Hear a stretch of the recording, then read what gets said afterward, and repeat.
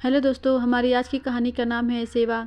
आज संडे की सुबह थी, लेकिन मधु बहुत चिड़चिड़ी लग रही थी। मधु ने खिचड़ी बनाकर अपने सास ससुर को दी और कपड़े सुखाने के लिए छत पर जा ही रही थी कि आशीष से सामना हो गया। आशीष, मैं अब तंग हो चुकी हूँ। नहीं होती अब मुझसे तुम्हारे मम्मी पापा की सेवा। आखिर मेरी भी तो कोई लाइफ है ना, कहीं आ जा सकती हूँ ना, अपने लिए थोड़ा समय मिल पाता है। सारा दिन काम काम। मधु अपने पति आशीष से आज झगड़ने के मूड में थी। मधु यार, मम्मी भी कहाँ तुमसे अपनी सेवा करवा के खुश है। वो तो उनकी मजबूरी है। जब मम्मी ठीक थी तब सारा काम खुद ही करती थी, कभी शिकायत नहीं करती थी। आशीष ने मधु को समझाते हुए कहा। मधु की सासू माँ कुल्ले की हड्डी टूटने की वजह से 6 महीने से बिस्तर पर थी। ससुर जी भी चिंता के कारण शारीरिक रूप से कमज़ोर हो गए थे। उनका सारा काम मधु को ही करना पड़ता था। हाँ हाँ, तुम्हें कुछ करना नहीं पड़ता ना, इसलिए तुम ऐसा कहते हो। मेरी जगह अगर तुम होते ना, तब तुम्हें पता चलता। कहते हुए वो छत पर जाने लगी। ऐसा नहीं था कि मधु दिल की बुरी थी, लेकिन जब सारे घर की जिम्मेदारी एक कंधे पर पड़ती है तो घुटन महसूस होना स्वाभाविक है। मधु ने छत पर जाने वाली सबसे ऊपर वाली सीढ़ी पर पैर रखा ही था कि उसका पैर फिसल गया। 1 मिनट को जैसे उसकी धड़कनें ही रुक गई।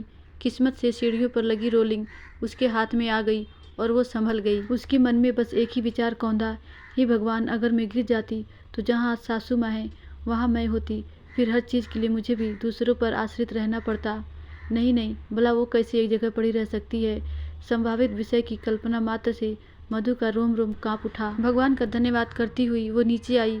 कमरे में से ससुर जी की आवाज़ आ रही थी।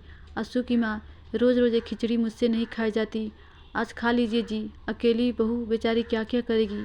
6 महीने से मैं तो बिस्तर पर पड़ी हूँ। इतना तो कर ही रही है वो, हम उसका हाथ तो बंटवा नहीं सकते और काम भी क्यों बढ़ाए। मधु की सासू माँ बोल रही थी। फिर ससुर जी बोले, ठीक ही कह रही हो तुम आंसू की माँ, हमें बहू के बारे में भी सोचना चाहिए।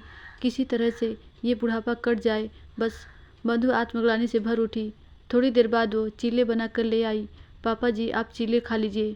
माँ, आपकी भी दवा का टाइम हो गया है, ये लीजिए दूध पी लीजिए, कहकर वो दवा निकालने लगी।